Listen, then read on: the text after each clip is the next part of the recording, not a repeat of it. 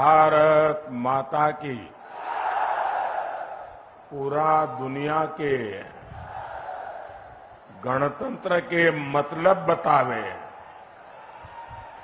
आज सिखावे वाला हाजीपुर के ई महान धरती के प्रणाम करहित हते।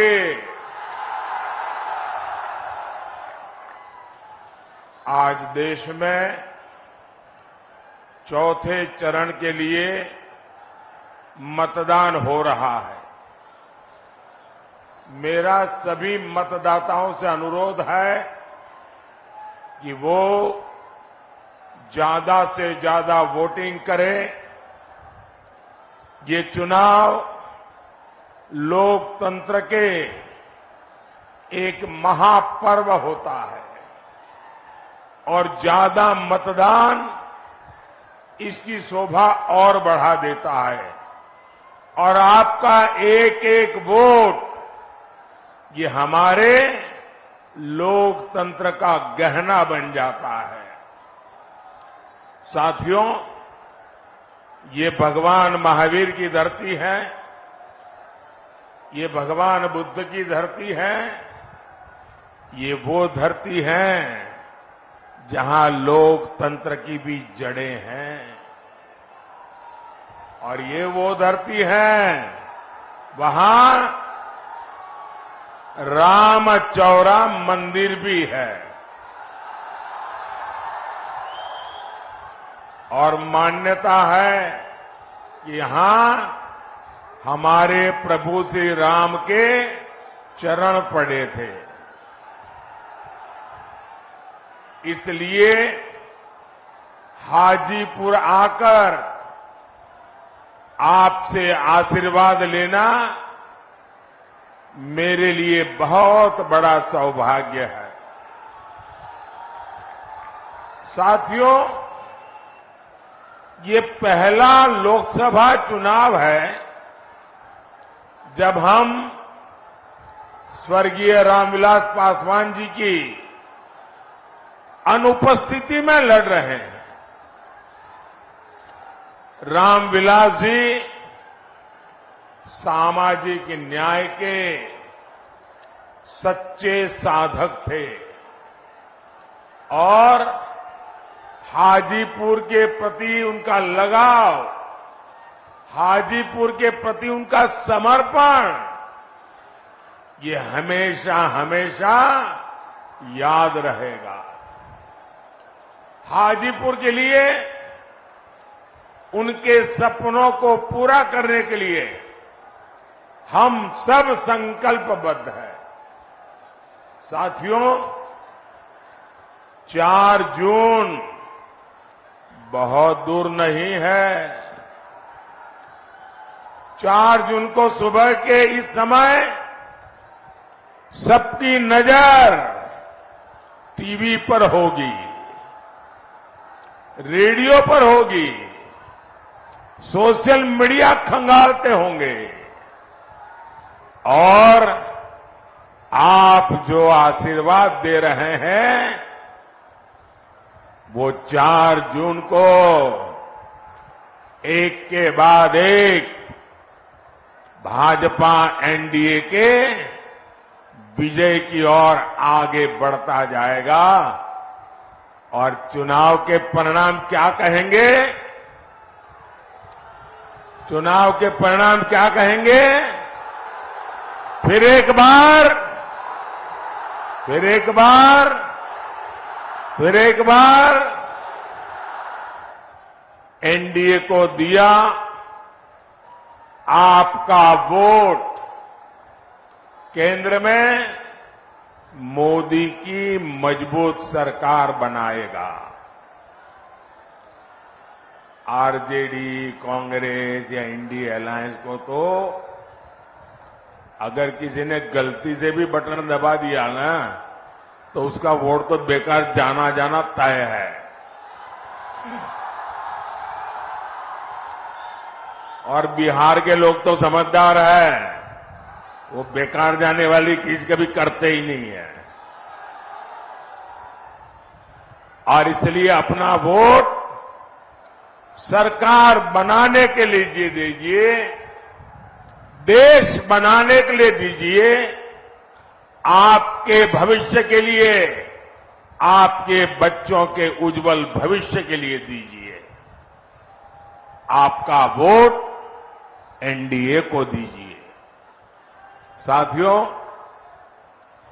बिहार के लोगों के सामर्थ्य और बिहार के लोगों की समझदारी का मैं बहुत सम्मान करता हूं, लेकिन मुझे ये देखकर दुख भी होता है कि सामाजिक न्याय के नाम पर लालटेन वालों ने बिहार में कितनी अंधेर गर्दी फैलाई। इन लोगों ने बिहार के लोगों को गरीब और अभाव में धकेल दिया, जंगल राज दिया। इन लोगों ने सबको बर्बाद किया और खुद अपने आलीशान महल खड़े कर दिए। क्या ऐसे लोग बिहार का कभी भी भला कर सकते हैं क्या? कर सकते हैं क्या? आरजेडी कांग्रेस में बिहार को आगे बढ़ाने की इच्छा शक्ति ही नहीं है। वे तो सोच रहे हैं अभी जितना समय बचा है, खुद का जितना लूट सके लूट ले।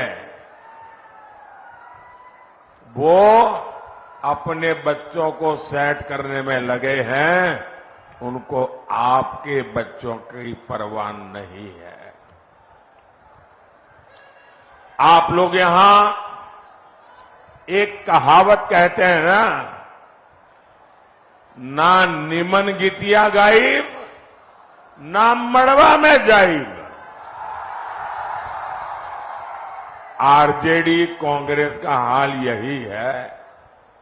ये लोग विकास के कार्यों से भागते हैं क्योंकि उसमें मेहनत लगती है, खुद को खपाना होता है। इन लोगों के नकारे पन्ने बिहार के कई अमूल्य दशक बर्बाद किए हैं। ऐसे लोगों से हमें बिहार को बचाकर रखना है। भाई और बहनों, आरजेडी हो, कांग्रेस हो, इन दोनों पार्टियों ने अब तुष्टीकरण को अपना सबसे बड़ा राजनीतिक हथियार बनाया है। आजकल आप देखते होंगे इंडी अलायंस का हर दल राम मंदिर के लिए बद्दी बद्दी बातें कर रहा है। राम मंदिर को गाली देकर, उसका बहिष्कार करके ये आपको चिढ़ा रहे हैं। क्या ऐसे लोगों को आप माफ करेंगे क्या? ऐसे लोगों को कोई माफ कर सकता है क्या? साथियों, आरजेडी कांग्रेस की प्राथमिकता आप लोग नहीं है, बल्कि उनका अपना वोट बैंक ही है। अभी आपने सुना होगा बिहार में जंगल राज लाने वाले जो व्यक्ति है, जो चारा घोटाले में अदालत ने सजा की हुई है, गुनहगार माना है, उन्होंने अभी अभी एक बयान दिया।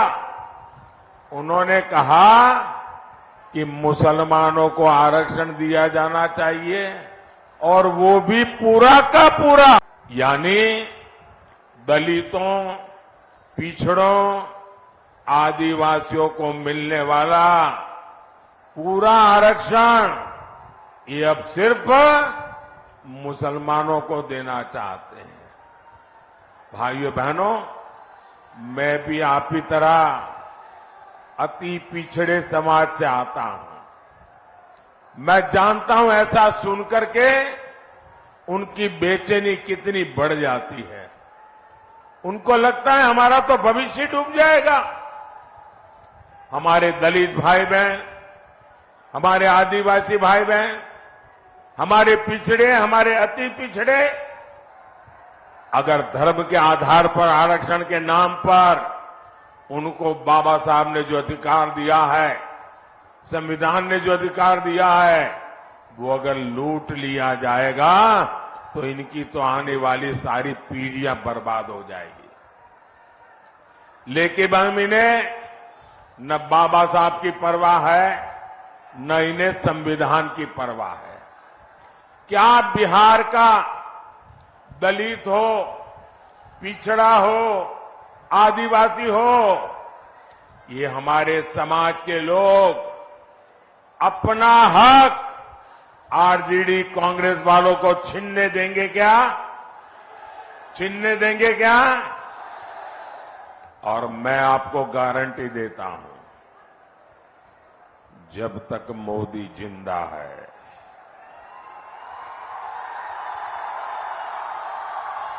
ये आपके अधिकारों पर डाका नहीं डाल सकते।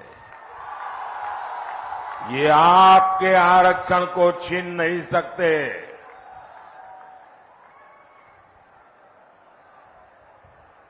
वो समझ लें, वो वक्त चला गया कि आपने महिलाओं को मिलने वाले आरक्षण के कागज फाड़ दिए थे। आगे अगर ऐसी कोई कोशिश करेंगे तो लेने के देने पड़ जाएंगे। साथियों, ये बीजेपी है, एनडीए है, जो सामाजिक न्याय की पहरेदार है। आज देश में एससी, एसटी, ओबीसी के सबसे अधिक एमपी, सबसे अधिक एमएलए ये बीजेपी और एनडीए के हैं। केंद्रीय मंत्रिमंडल में 60% मंत्री इन्हीं वर्गों के हैं।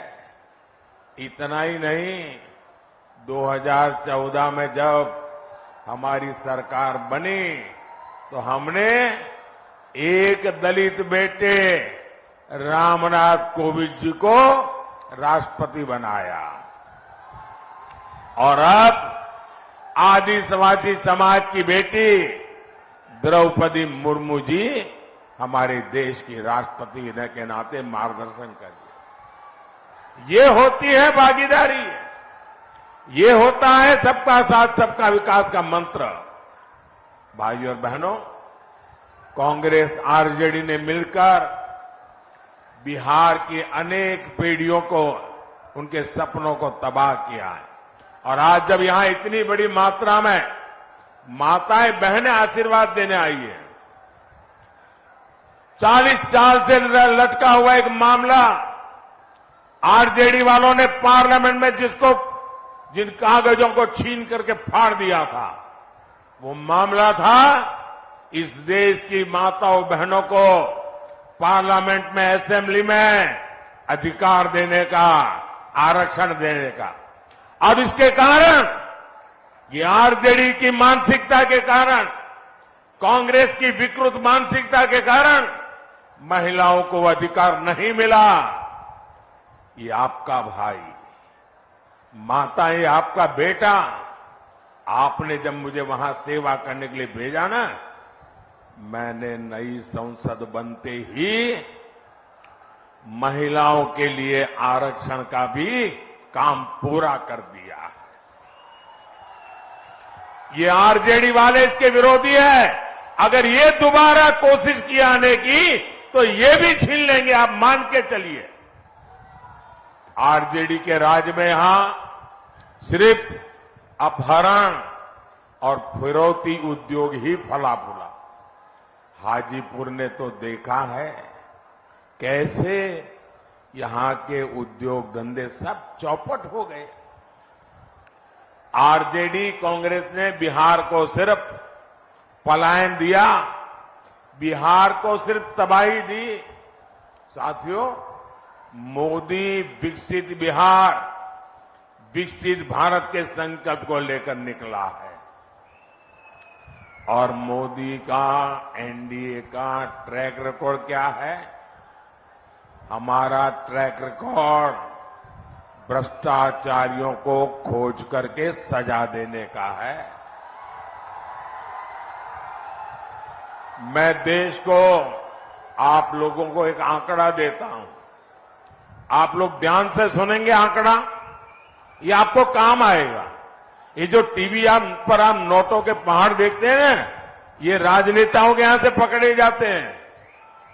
ये गरीब का पैसा है और ये गरीब के पैसों की लूट मुझे सोने नहीं देती है भाइयों।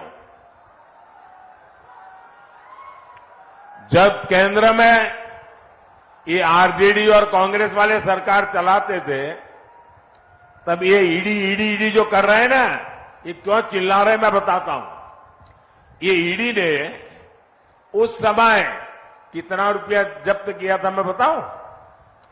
उस समय उन्होंने कांग्रेस के 10 साल में सिर्फ 35 लाख रुपया जब्त किया था। पूरे देश में से 10 साल में 35 लाख रुपये, मतलब जो बच्चा स्कूल जाने का बैग लेके जाता है ना, वो बैग में आ जाए, स्कूल बैग में भर जाए, इतने 35 लाख रुपया जब्त किया था।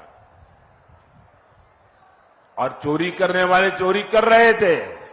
मोदी ने, ये जो चोरों ने रुपया पैसा गरीबों का लूटा है, उनके यहां सर्च की। 10 साल में मोदी ने कितना रुपया जब्त किया बताऊं? मोदी ने 2200 करोड़ रुपया जब्त किया है। उन्होंने जो पैसा जब्त किया था वो स्कूल बैग में आ जाए इतना था। मोदी ने जो पैसा जब्त किया है, अगर उन पैसों को ले जाना है तो जो छोटे ट्रक आते हैं ना, 70 ट्रक लगते हैं, 70 ट्रक, 70। कहां एक स्कूल बैग वाला पैसा और कहां 70 ट्रक भर करके पैसा। और ये चोरों को नींद उड़ गई है और इसलिए मोदी को गाली दे रहे हैं। साथियों, इन लोगों ने आपको लूटकर, नौकरी के बदले जमीनें लिखवाकर दिल्ली और देश में जो जायदाद बनाई है, वो अब सब एजेंसियों ने जब्त कर ली है। और मैं आपको भरोसा, गारंटी देता हूं, जिसने गरीब से जमीन छीनी है वो बच करके नहीं जाएगा। साथियों, मोदी के सेवा काल में भारत में देश की अर्थव्यवस्था तेजी से आगे बढ़ रही है। और जब अर्थव्यवस्था आगे बढ़ती है तो उतने ही रोजगार के भी मौके पैदा होते हैं। पिछले 10 साल में बिहार में 1400 किलोमीटर नई रेल लाइनें बिछाई गई। बिहार में 400 से अधिक रेलवे फ्लाईओवर और अंडरपास बने। कोई मुझे बताइए, क्या बिना रोजगार को एक काम हुआ होगा क्या? छूमंतर करके जैसे रुपये ले जाते हैं वैसे पुलिया भी बन जाती होगी क्या? किसी को तो रोजगार मिला होगा ना, तब जाकर के बना होगा। पिछले 10 साल में बिहार में 3300 किलोमीटर के नेशनल हाईवे बने हैं। मुझे कोई बताए भाई बुद्धिमान, 3,300 किलोमीटर हाईवे क्या बिना रोजगार दिए बन जाते हैं क्या? लगातार चौड़े हो रहे हाईवे हो, एक्सप्रेस हो, बिहार में खाद के कारखाने का काम हो, थर्मल पावर प्लांट हो, गंगा नदी पर बन रहे अनेकों बड़े पुल हो, पटना में मेट्रो में चल रहा कार्य हो, नेचुरल गैस का नेटवर्क हो, गांव गांव तक उज्ज्वला की गैस पहुंचाने का नेटवर्क हो, ये सब रोजगार की गारंटी होते हैं, रोजगार की गारंटी। लेकिन जो अपने बाप दादा की कमाई खा करके जीते हैं, उनको रोजगार क्या होता है इसकी समझ तक नहीं है जी। अभी मोदी ने तय किया है कि बिहार के 90 से ज्यादा रेलवे स्टेशनों को आधुनिक बनाया जाएगा। क्या ये बिना रोजगार पैदा किया होगा क्या? पिछले 10 साल में मोदी ने देश के 4 करोड़ पक्के घर बनाकर गरीबों को दिए हैं। अकेले बिहार में ही 40 लाख पक्के घर बनवाए गए।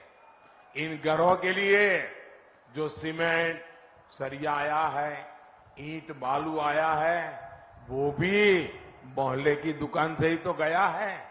इन सबका लाभ बिहार के नौजवानों को ही तो हुआ है। उन्हें रोजगार के, व्यापार कारोबार के नए अवसर मिले हैं। साथियों, मोदी के वारिस कौन है आपके पास कोई नाम कि भाई मोदी इसको लेकर के जाएगा? कोई नाम नहीं है। क्यों? मोदी के वारिस आप हैं। मोदी के वारिस आप हैं। मोदी के वारिस आपका परिवार है। मोदी के वारिस आपके बच्चे हैं। और मुझे वारिस में आपको सब कुछ देकर के जाना है। मुझे आपको सुख चैन की जिंदगी देकर के जाना है। मुझे आपको आपके बच्चों के उज्जवल भविष्य की गारंटी देकर के जाना है।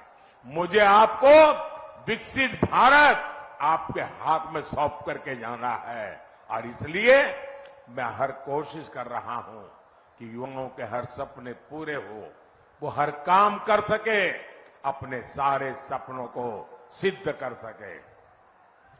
आपको जानकर खुशी होगी, सिर्फ मुद्रा योजना में बिहार में 2.5 लाख करोड़ रुपए की मदद युवाओं को दी गई है।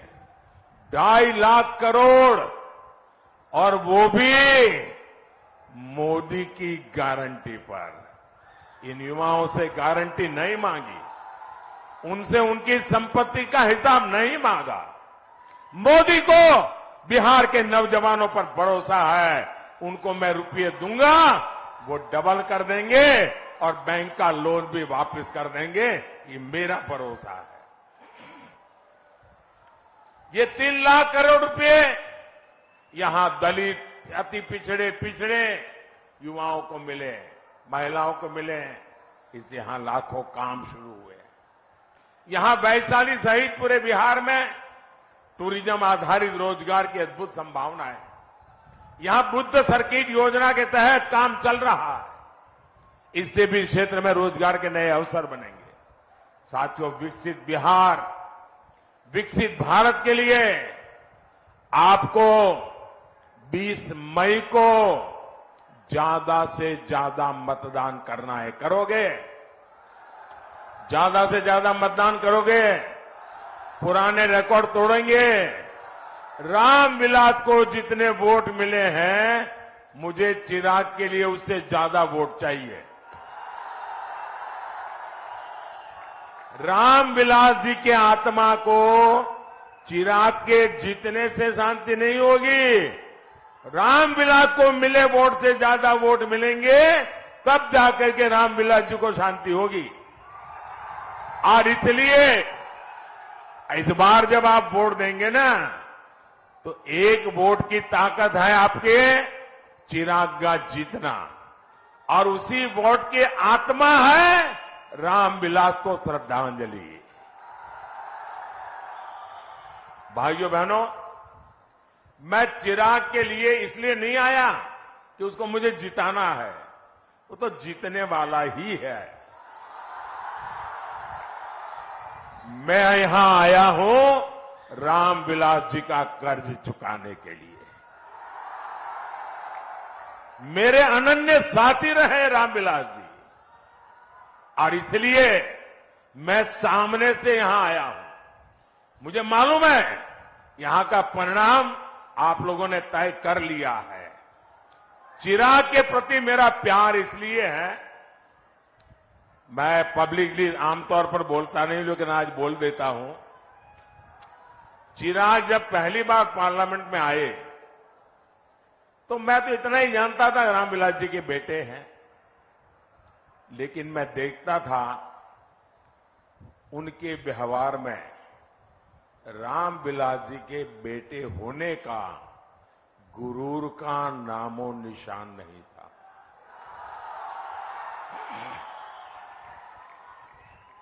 ये बहुत बड़ी बात है, और मैं इसके लिए उनकी माता जी को सारे क्रेडिट देता हूं। आपने इसको ऐसा संस्कार दिया, गुरूर का नामो निशान नहीं। दूसरी बात, मैंने एक बार हमारी कैबिनेट में कही थी, शायद चिराग को भी पता नहीं होगा, रामविलास जी कैबिनेट में थे। मैंने कहा कि मैं देखता हूं कि चिराग जब पार्लियामेंट चलती है वो पूरे दिन सदन में बैठता है। सॉरी, मैं जरा तूतारी कर देता हूं कि मैंने उसको बेटे की तरह देखा है, वरना वो हमारे माननीय सांसद है। पूरा समय पार्लियामेंट में वो बैठते थे 14 से 19। मैंने कैबिनेट में कहा, मैंने कहा देखिए भाई, इस बच्चे में सीखने की, जानने की इतनी लगन है, वो एक एमपी के रूप में इतना कोशिश कर रहा है सीखने की, और मैं मानता हूं एक सांसद के रूप में चिराग सफल सांसद है। आपके इस बिहार के सच्चे प्रतिनिधि है, और इसलिए आप जब चिराग को वोट देंगे ना, तो वो वोट सीधा सीधा मोदी के खाते में जाएगा। अच्छा, मेरा एक काम करेंगे, जरा सब बताइए, मेरा एक काम करेंगे। ऐसे नहीं, चिराग की बात कर रहा हूं तो बड़ा उत्साह आ जाता है, मेरी बात करता हूं ठंडे पड़ जाते हो। जरा हाथ ऊपर करके बताइए, मेरा काम करोगे? देखिए, यहां से जाने के बाद ज्यादा से ज्यादा घरों में जाइए, ज्यादा से ज्यादा परिवारों में जाइए, और जाकर के कहिए कि मोदी जी आए थे, मोदी जी ने आपको जय श्री राम कहा है, मेरा जय श्री राम पहुंचा दीजिए, मेरा जय श्री राम पहुंचा दीजिए। बोलो भारत माता की, भारत माता की, भारत माता की। बहुत बहुत धन्यवाद।